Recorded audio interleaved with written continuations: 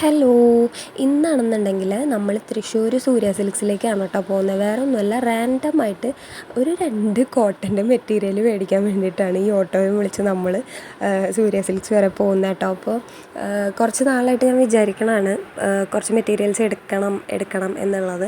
അപ്പോൾ ഞാൻ നോക്കിയപ്പോൾ ഇന്നാണെന്നുണ്ടെങ്കിൽ സൂര്യയിൽ ഓഫർ കണ്ടു.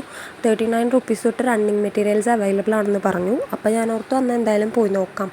അങ്ങനെ വന്ന് നോക്കിയപ്പോഴാണ് 39 റുപ്പീസിന് ഞാൻ ഉദ്ദേശിച്ചത് കോട്ടനാണ്. പക്ഷേ കോട്ടൺ അല്ല ഇവിടെ അവൈലബിൾ. ക്രേപ്പ് മെറ്റീരിയൽ, അങ്ങനത്തെ മെറ്റീരിയൽസ്, അതായത് ഈ എന്താ പറയുക, ഫ്ലോയി ആയി കിടക്കുന്ന മെറ്റീരിയൽസിനാണ് ആ ഒരു റേറ്റ് പറയുന്നത്. അപ്പോൾ ഞാനാണെങ്കിൽ കോട്ടനാണ് നോക്കിയിട്ടുണ്ടായിരുന്നത്.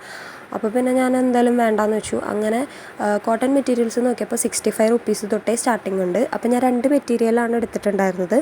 ഒരു മെറ്റീരിയലിന് വന്നിട്ട് മീറ്ററിന് 65 റുപ്പീസ് വരുന്നതും ഒരെണ്ണത്തിന് മീറ്ററിന് 99 റുപ്പീസ് വരുന്നതും. അങ്ങനെ 2 മെറ്റീരിയലാണ് കേട്ടോ നമ്മളിവിടെ നിന്ന് എടുത്തിട്ടുണ്ടായിരുന്നത്. ഒരുപാട് കളക്ഷൻസ് ഉണ്ട്.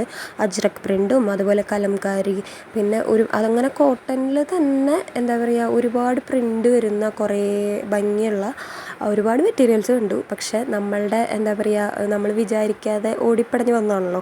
അപ്പോൾ പിന്നെ 2 ഞങ്ങൾ നിർത്തി. ഈ വൈറ്റിലൊക്കെ പ്രിൻ്റ് വരുന്നതൊക്കെ കാണാൻ നല്ല ഭംഗിയുണ്ട് കേട്ടോ. ഞാൻ കുറേ വൈറ്റൊക്കെ പിടിച്ച് നിന്നായിരുന്നു, പക്ഷേ എന്താ പറയുക, എടുത്തില്ല.